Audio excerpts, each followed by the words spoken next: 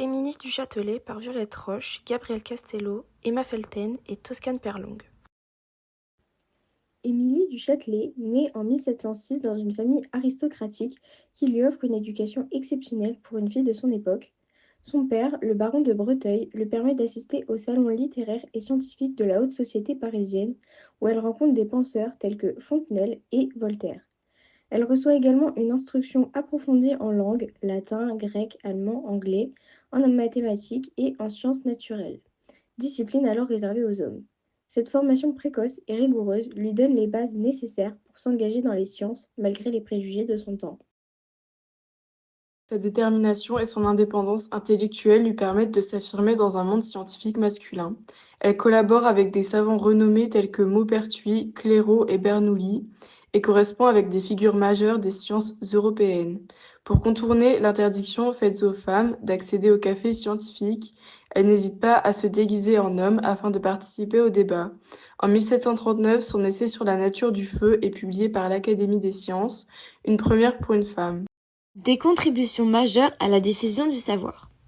Émilie du Châtelet se distingue également par ses travaux de vulgarisation et de traduction.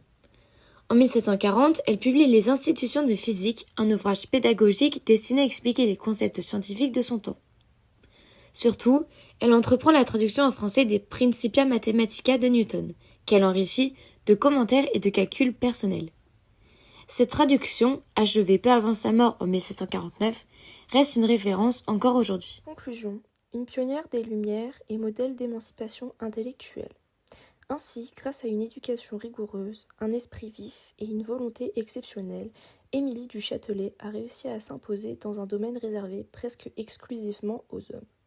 Son parcours montre que, malgré les barrières sociales et culturelles de son époque, une femme pouvait accéder au savoir scientifique et même y contribuer de manière décisive.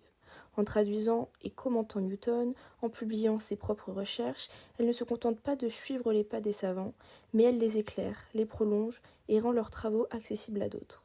Elle incarne l'idéal des Lumières, celui d'un savoir universel ouvert à tous, et ouvre la voie à de futures générations de femmes scientifiques. Son œuvre reste aujourd'hui un symbole de persévérance, d'intelligence et d'émancipation intellectuelle. Merci pour votre écoute.